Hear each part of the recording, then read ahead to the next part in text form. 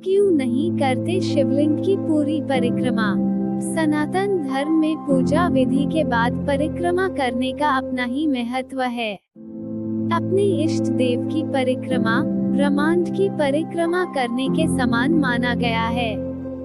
ये भी कहा जाता है कि अपने आराध्य देव की परिक्रमा करने से हमारे पाप समूल नष्ट हो जाते हैं। अगर बात भगवान शिव की आती है तो शिव जी आदिदेव हैं। इनकी पूजा अर्चना हम या तो शिव प्रतिमा के सामने करते हैं या शिवलिंग के सामने। पूजा विधि के बाद हम शिव प्रतिमा की परिक्रमा तो पूर्ण कर सकते हैं, पर जब बात आती है शिवलिंग की तो उसके नियम कुछ अलग है। शिवलिंग में शिव और शक्ति दोनों की संगठित ऊर्जा होती है। इस बात से आप यह अंदाजा लगा सकते होंगे कि शिवलिंग कितना ऊर्जावान है। इसी ऊर्जा के कारण शिवलिंग की तासीर गर्म होती है।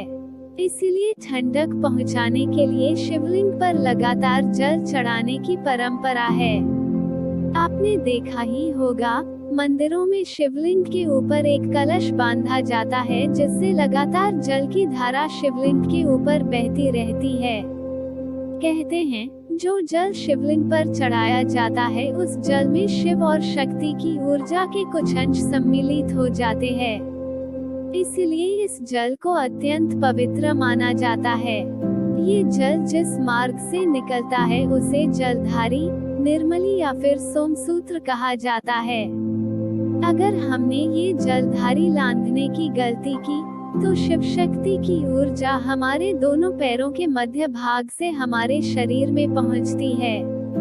यह ऊर्जा इतनी प्रबल होती है कि हमारा शरीर उसे सह नहीं पाता और हमें शारीरिक और मानसिक कष्ट होते हैं। इसी कारण से शास्त्रों में जलधारी को लांघना वर्जित है। अब बात आती है परिक्रमा की, तो शिवलिंग की परिक्रमा अर्धचंद्राकार रूप में की जाती है। शिवलिंग की परिक्रमा हमेशा बाएं ओर की तरफ की जाती है, फिर जलधारी से वापस दाईं ओर लौटना होता है।